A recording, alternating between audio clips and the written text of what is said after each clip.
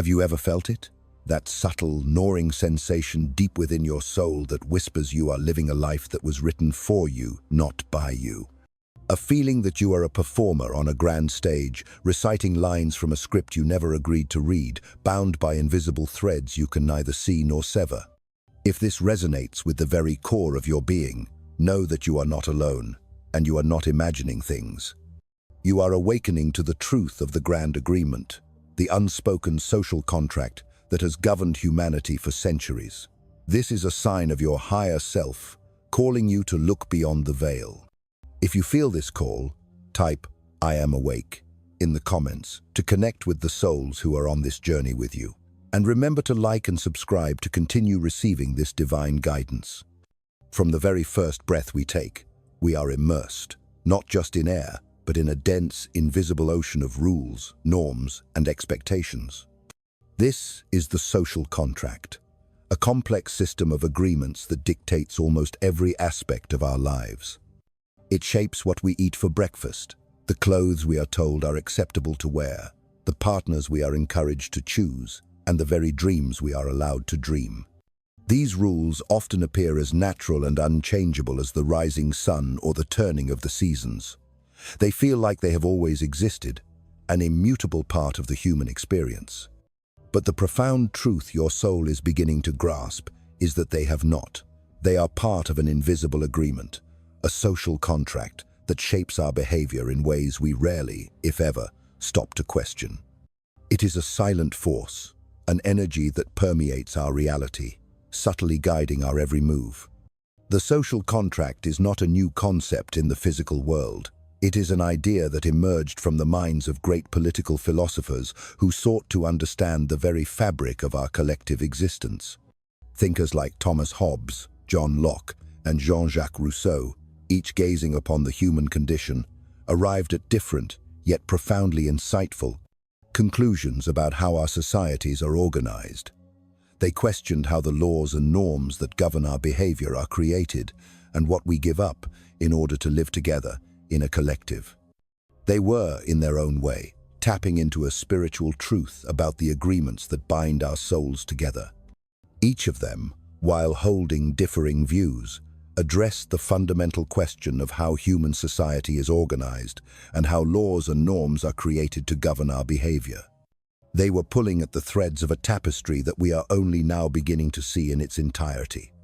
What is most curious, most spiritually significant about this contract is its silent, pervasive nature. Unlike the legal contracts we explicitly sign with a pen, this one requires no signature. It is an agreement we are born into, a silent pact made on our behalf before we could even speak our own name. This one is silent. It doesn't require our signature, but it exerts a deep, vibrational control over us, influencing our values, our beliefs, and even the most seemingly trivial decisions of our daily lives. From the moment of our birth, our energetic field is imprinted with the frequency of this collective agreement. It's a powerful force, one that can either be a foundation for growth or a gilded cage for the soul. The question is, are you aware of the cage? So, what exactly is the social contract when viewed through a spiritual lens? Simply put, it is the agreement we make, or rather, the one imposed on us, to live together in society. It is the collective energetic field we all tune into. It is not written on a piece of paper, nor is it formally signed, and yet it is more binding than any written law. In reality, it is a set of expectations and obligations, a vibrational matrix that shapes us as individuals and as members of a collective. It is the source of the feeling that we must fit in or play by the rules. And the question that arises, the one your awakening soul is demanding you ask, is this: how aware are we of these invisible rules? To what extent are they fair, or are they in fact limiting our freedom and dimming our divine light? A true ruler, as Machiavelli teaches, must learn to protect their kingdom through a sacred sense of awe, not through a needy desire for love. Love is a fragile bond, forever dependent on the whims and perceptions of others. But the reverence you command that is a force created and controlled entirely by you. It is forged in the moments you deny access when they expect it, It is strengthened when you pull back your energy, when you remain in a state of empowered silence, even as they clamor for answers. It is in these moments that you begin to inspire a different kind of fear, not the fear of harm, but the fear of losing access to your light, the fear of the unknown that you represent. This is the good kind of fear, the useful kind. It is the vibration that keeps you in control of your own reality, your own kingdom. Do not mistake your silence for weakness. That is their projection. Your silence is a field of pure potential. It is where you build tension, and from that tension, immense power is born. Say less than is necessary.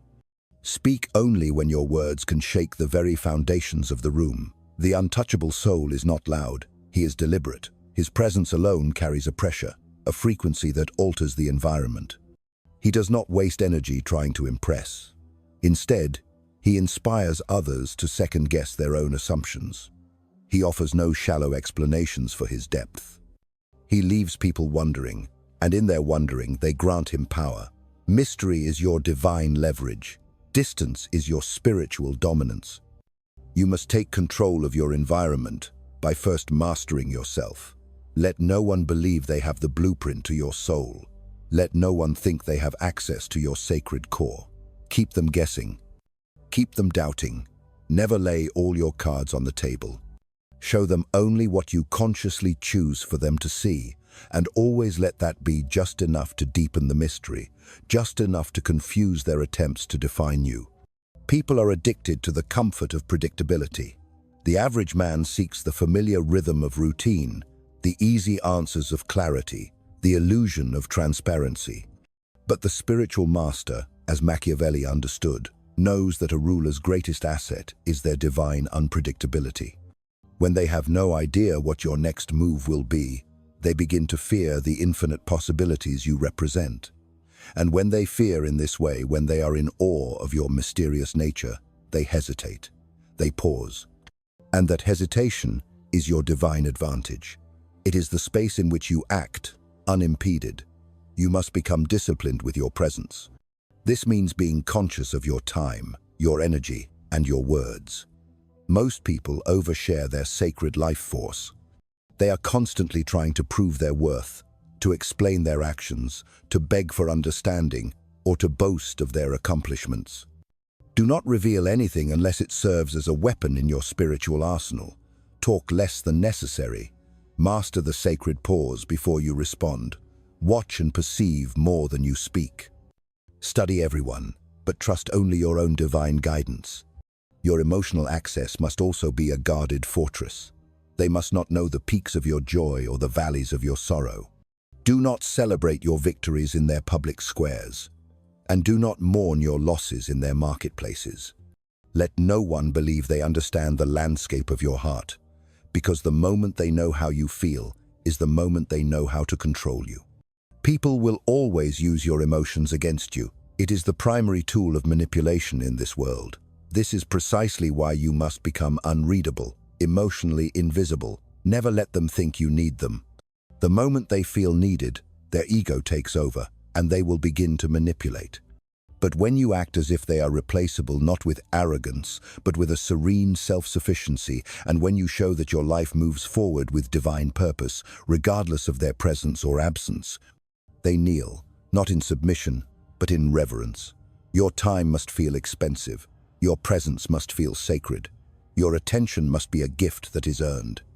Even your kindness should feel like a rare reward, not a common habit.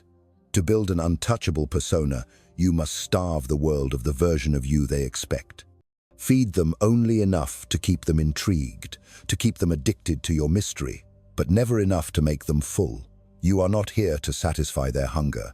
You are here to reign over your own inner kingdom. A true king does not run into the crowd seeking validation. He makes the crowd wait for his presence. A lion does not explain its silence. It lets its silence speak for itself. Be that lion, be that king. But this raises an incredibly important question, one that every awakening soul must face. Are we really free? Or are we simply prisoners of a system that we've never fully understood or agreed to? As we continue to explore the ideas of these ancient philosophers, we can see their insights mirrored in our modern world. Let's delve into the perspective of Thomas Hobbes, who saw the world through a lens of fear. For Thomas Hobbes, the fundamental nature of humanity was inherently chaotic and self-interested. He believed we exist in a lower vibrational state driven by survival instincts. In his seminal work, Leviathan, Hobbes argues that without a governing authority, a powerful sovereign, human beings would be trapped in a state of constant conflict. Life would be, in his famous words, solitary, poor, nasty, brutish, and short. He was describing a world without the structure of the contract, a reality ruled by the frequency of fear. According to Hobbes, the natural state of humans is one of war of all against all, a constant battle driven by fear, selfishness, and the primal desire for self-preservation. This bleak vision of human nature underpins his justification for the social contract. He believed it is necessary to establish peace and prevent societal collapse. It is the fear of this chaos that compels us to give our power away.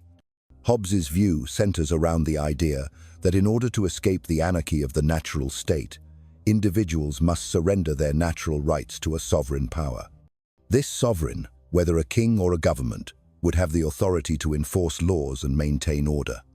In exchange for this surrender of freedom, the people would gain security and protection from the violence and disorder that would otherwise be rampant.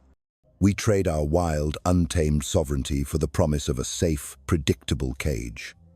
Hobbes's theory rests heavily on the role of fear in motivating human behavior.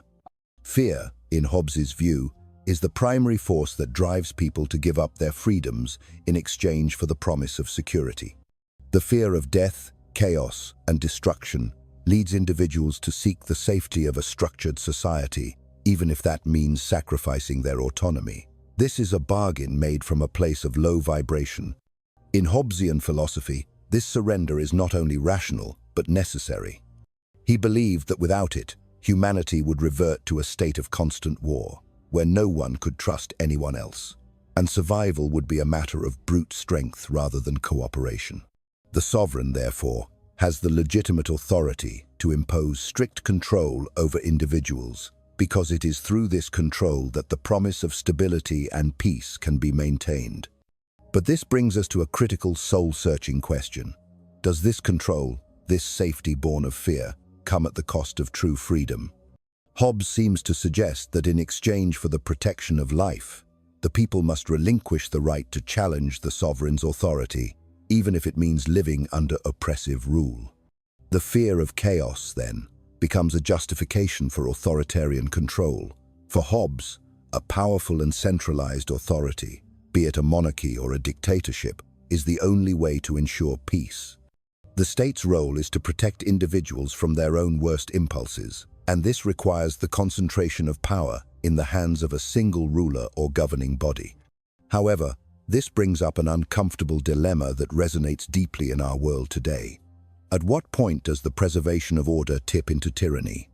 Hobbes's framework relies on the assumption that the sovereign will act in the best interest of society.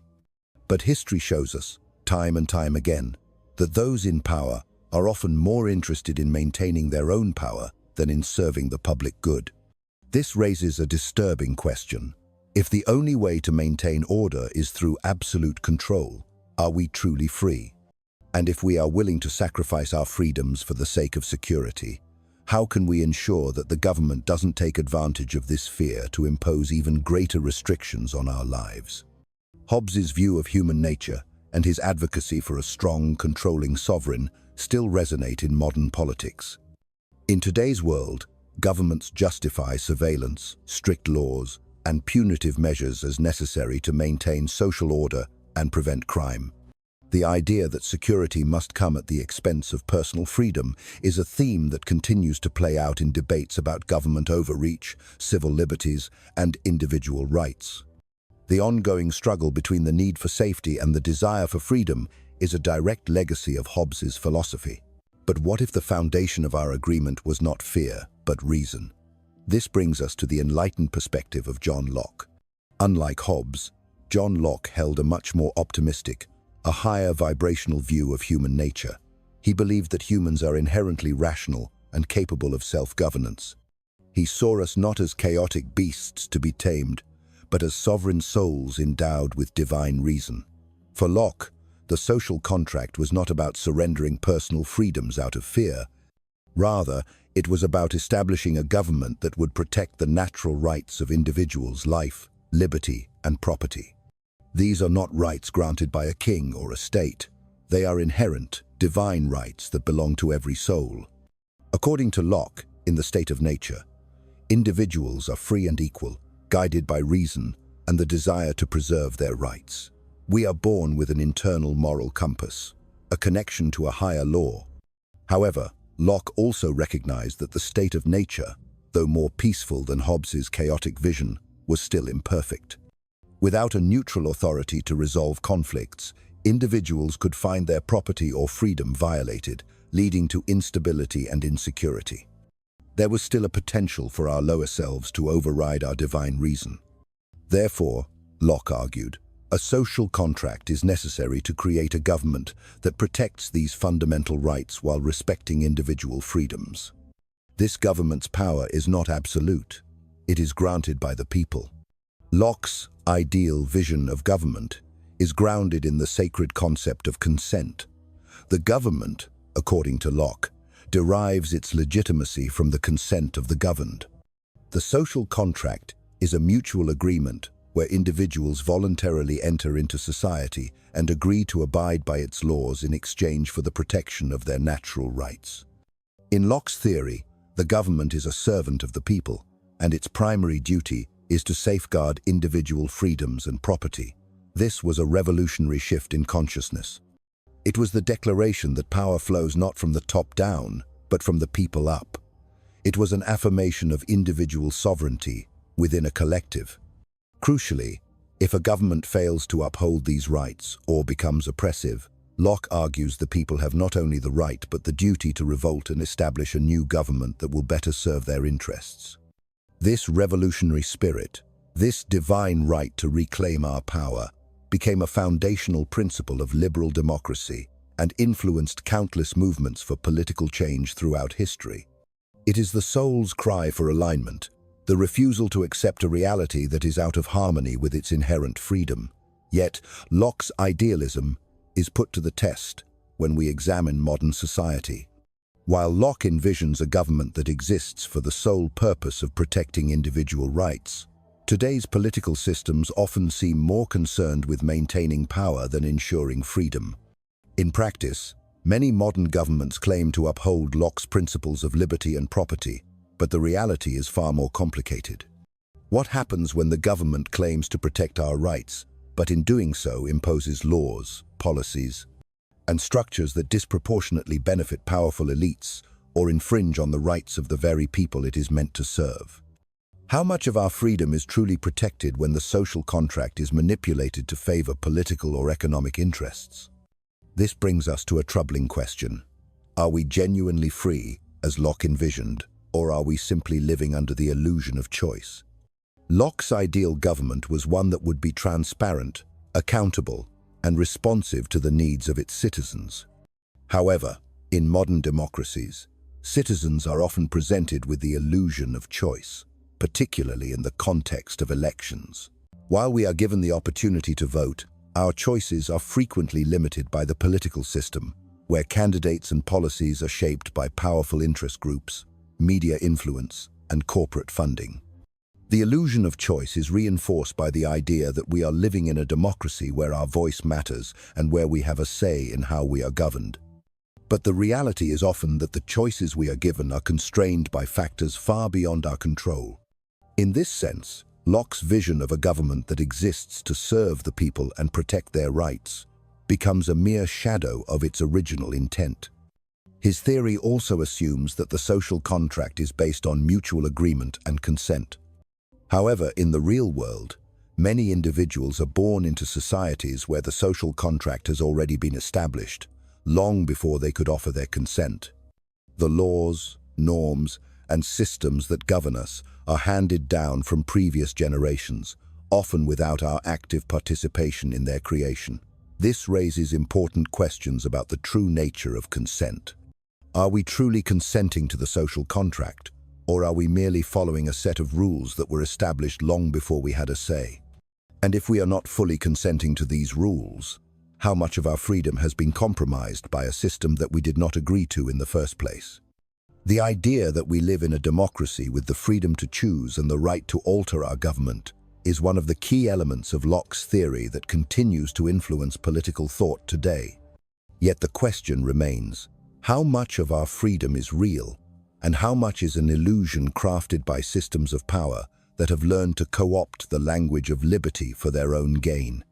This leads us to the most complex and perhaps most spiritually resonant perspective of all, that of Jean-Jacques Rousseau. Rousseau offered a radically different perspective on the social contract, one that challenges the very idea of individual liberty in the context of society. He invites us to consider a deeper, more paradoxical truth about freedom. In his work, The Social Contract, Rousseau argued that true freedom is not found in the isolation of the individual, but in collective participation in the creation of laws and the shaping of society. It is about merging with something larger than oneself. Rousseau's concept of the social contract centers on the idea of the general will, a collective will that represents the common good of society as a whole. This is not the sum of individual desires, but a higher, unified will that aims for the well-being of the entire community. Unlike Hobbes and Locke, who focused on the individual's relationship with a sovereign authority, Rousseau emphasized the need for individuals to come together as equals to form a collective body politic that reflects the will of all its members. It is a call for true unity, a merging of individual consciousness into a collective soul. According to Rousseau, true freedom can only be achieved when individuals submit to the general will, because it is through participation in this collective will that individuals align their personal desires with the common good. This is where the profound paradox lies. But Rousseau's theory raises a profound paradox. If true freedom is achieved through submission to the general will, does that mean freedom is, in fact, a form of obedience? Rousseau argues that the social contract binds individuals to the general will, but in doing so, it also frees them from the chaos of individual desires and selfishness. It elevates them beyond the ego. This presents a dilemma. In order to be truly free, we must give up some of our personal autonomy and submit to the collective decisions of society. This leads to a potentially dangerous situation where the concept of the common good can justify the suppression of individual rights. Rousseau's vision of freedom, then, is not one of unrestricted personal liberty, but rather one where individuals are compelled to act in accordance with the collective interest, even if it goes against their personal desires or interests. The idea of the general will is inherently democratic, as it requires the active participation of all members of society in determining what is best for the community. However, this democratic ideal also presents a significant problem. Who decides what the general will is? In theory, the general will represents the collective interest, but in practice, determining what is truly in the best interest of society is fraught with difficulty. The danger arises when those in power claim to represent the general will, but in reality, their decisions may reflect the interests of a particular group or faction rather than the society as a whole. Rousseau's idea of the general will is not immune to manipulation. In fact, history has shown that leaders who claim to act in the name of the general will can easily justify oppressive actions and totalitarian rule, using the rhetoric of the common good to suppress dissent and enforce conformity. In this sense, Rousseau's theory contains the seeds of a dangerous potential for tyranny. The tension between individual liberty and the collective good that Rousseau introduces is still a central issue in modern political thought. His notion of the social contract challenges us to think about the limits of freedom in a democratic society.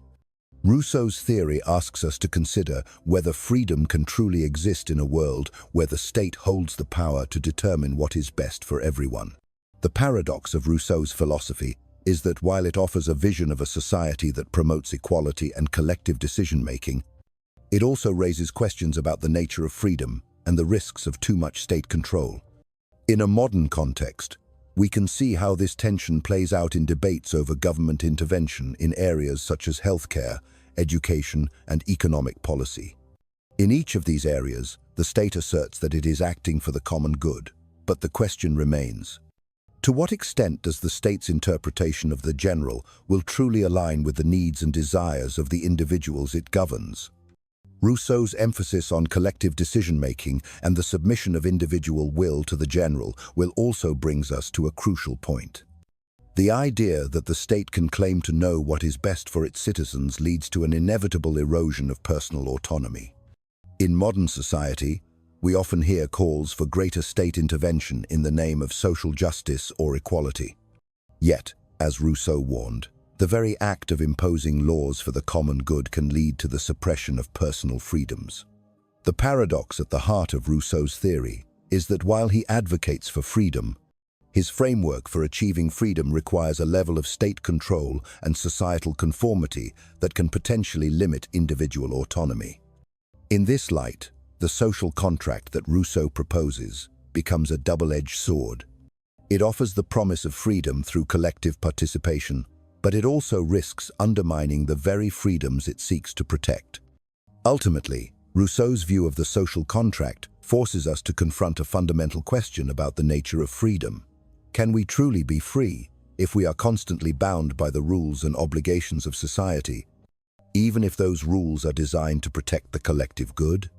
His work asks us to consider the delicate balance between individual liberty and the collective needs of society, and whether the pursuit of the common good can justify the limitations on personal freedom. In the modern world, the idea of the social contract has evolved far beyond its philosophical origins in the works of Hobbes, Locke, and Rousseau. Today, it extends beyond the realm of government and law, deeply influencing aspects of our daily lives in ways that are often invisible to us.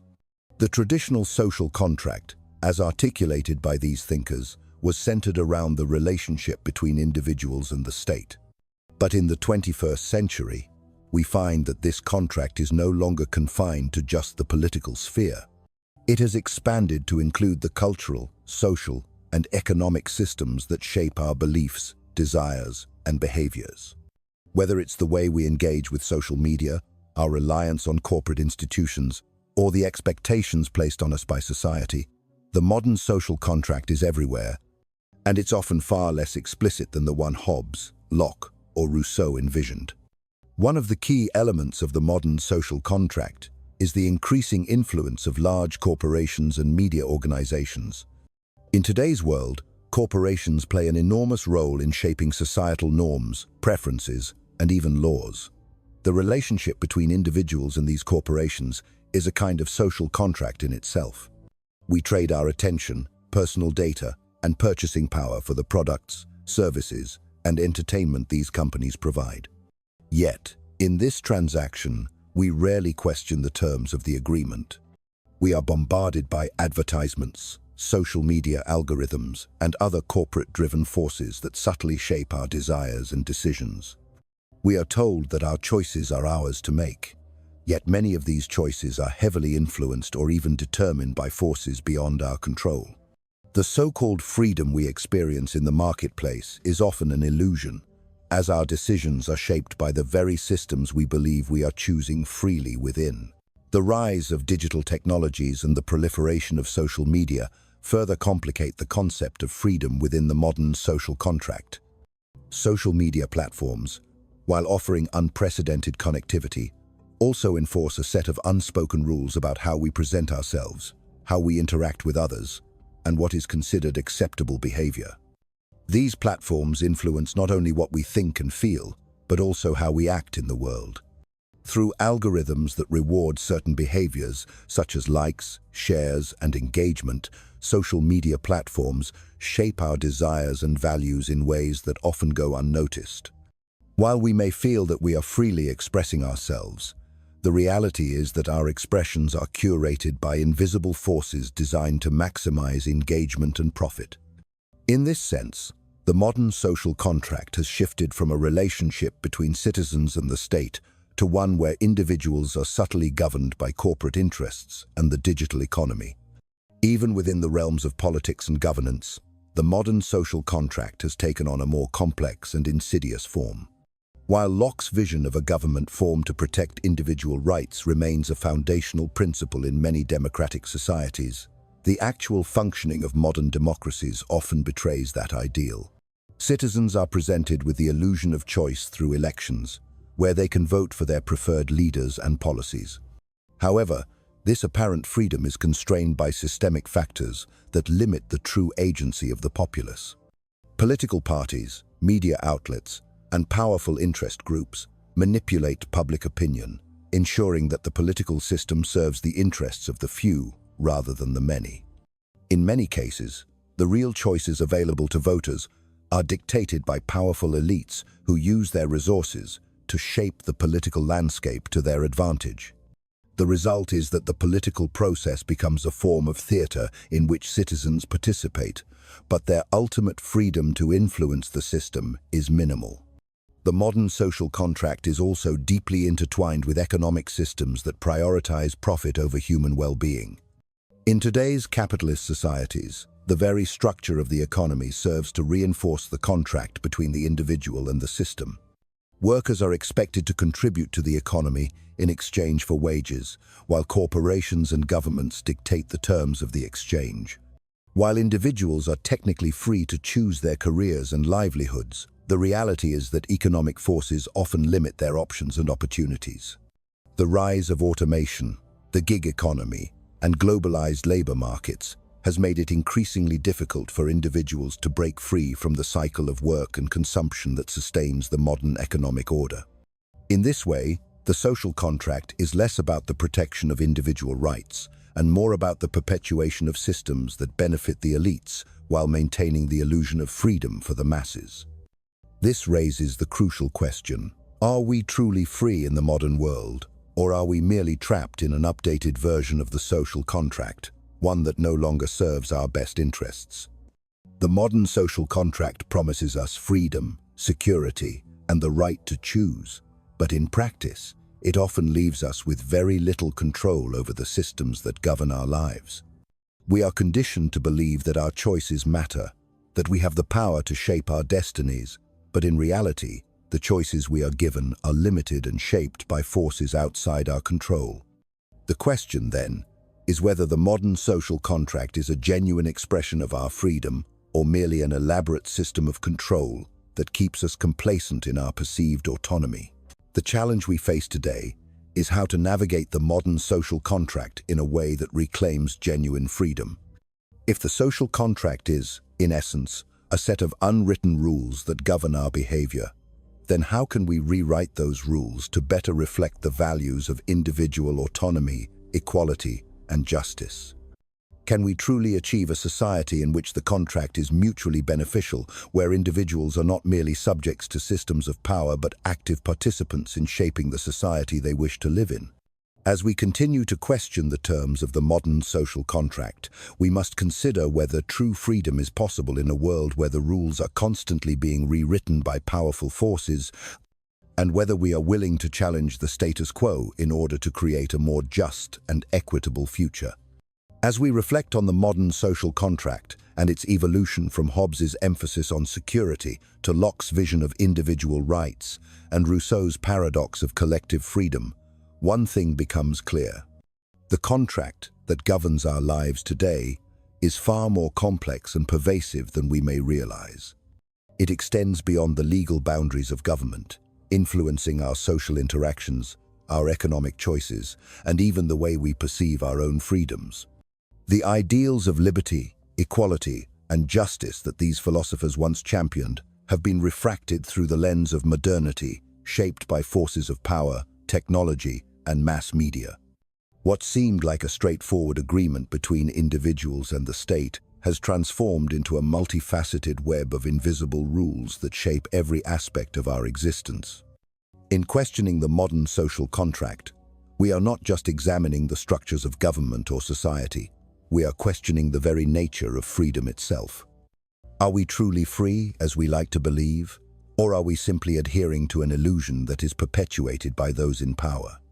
From the surveillance of the state to the manipulation of our desires by corporations and digital platforms, the lines between autonomy and control have become increasingly blurred.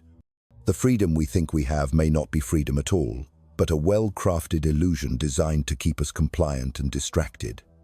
However, this realization is not necessarily a reason for despair. Rather, it is an invitation for critical reflection and perhaps a call to action.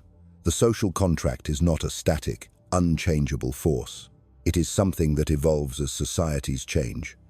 If we recognize the invisible forces that govern us, we can begin to ask important questions. How can we challenge these forces? How can we reclaim our individual freedoms while ensuring the well-being of the collective? How can we reshape the social contract to better reflect our shared values and aspirations? These are the questions that will define the future of our societies, and they require each of us to engage with the world in a more conscious, thoughtful way. In the end, the social contract is not just a historical or philosophical concept. It is a living, breathing part of our everyday lives. It is something we are all constantly negotiating, whether we realize it or not. The choices we make, the systems we support, and the values we uphold are all part of the larger social contract that binds us together.